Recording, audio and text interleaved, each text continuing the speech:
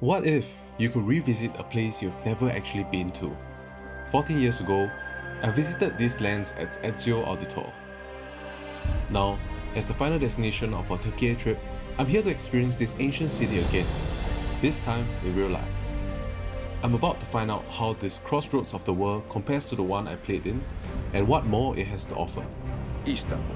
Yet another name for this city. Evet, it's a local favorite. Come, Mentor da Firenze. I will show you around.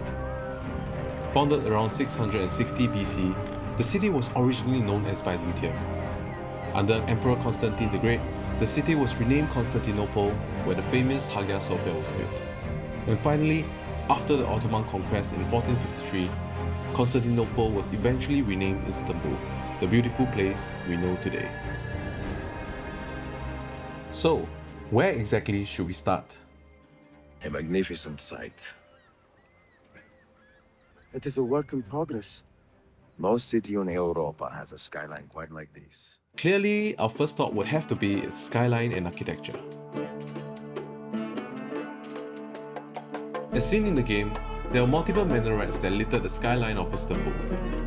To experience one up close, we visited one of Istanbul's most iconic structures, the Sultan Ahmed Mosque, more commonly known as the Blue Mosque.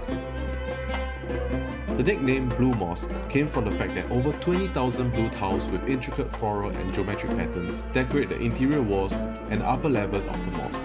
Unlike mosques in-game, this mosque was different. Its beautiful blue accents painted the Istanbul skyline with more vibrant colours, a sight vastly different from its digital reimagination. In the game, many treasure hunts involve exploring dungeons and secret entrances. Do you know how long we've been searching this filthy cistern? I've been here a few weeks. What better way to experience this than to enter the underground world of Istanbul through the Basilica Cistern?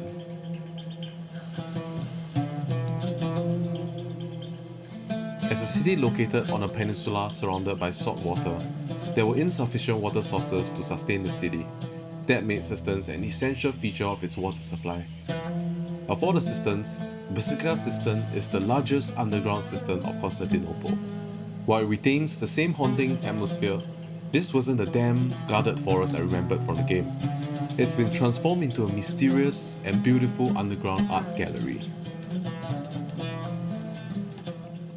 Last, but definitely not least, we have Hagia Sophia.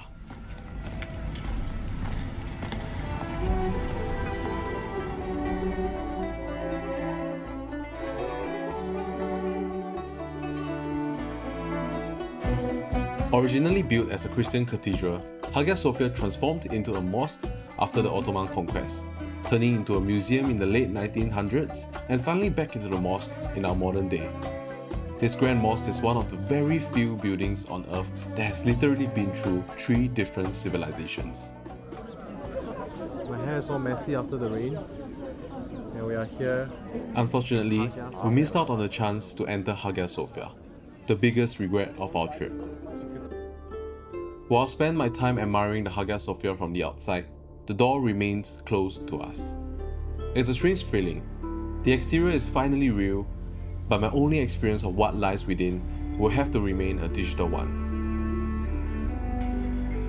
Perhaps it's a sign that my journey here isn't quite finished. For this trip, Hagia Sophia remains as it started 14 years ago. A magnificent sight, but a world away.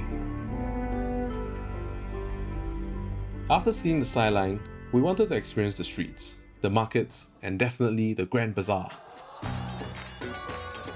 Just like the hustle and bustle that the game portrayed, we experienced a chaotic and lively world that felt strangely familiar. While the hustle in the game was about survival, the hustle today is about commerce.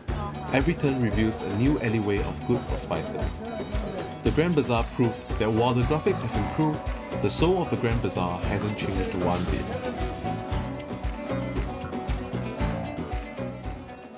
But what about the parts of the city that didn't exist in ancient Istanbul?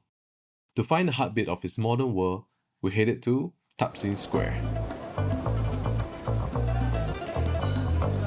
Trams, bars, restaurants, hotels, ice cream stores, Taksim Square was what the modern version of Istanbul had to offer. The number of people here is insane. Look at that. It was evidence that the ancient city, like the recreation scene in-game, has evolved into something more, a place with new characteristics and personality.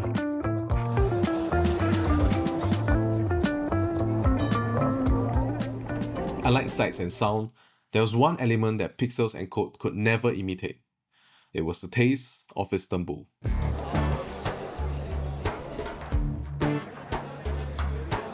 While exploring the city, we tried out as many cuisines as this place had to offer, starting with the world-famous doner kebab. The enjoyment of the kebab started with the appetizing sight of the grilling meat, followed by the fragrance as it cooks, and finally, a well-seasoned taste. A complete experience on its own. Originating from the Ottoman Empire, the doner kebab has now evolved into a global fast food favorite. And to top off the whole adventure, we ended with one of our favorites, Turkish delights.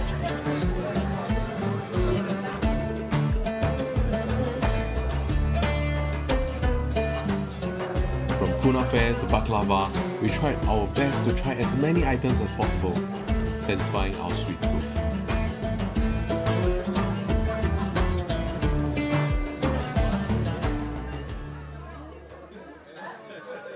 And with that, my second visit to the crossroads of the world ended. 14 years ago, I visited a digital version of the ancient city of Constantinople. Today, I experienced the real and modern version of Istanbul. From its skylines to its delicacies, my pixelated memory of Istanbul has now completely rendered into something so clear and real. With some regrets about this trip, I hope I can return to this beautiful city soon, to explore the unexplored, to discover the undiscovered.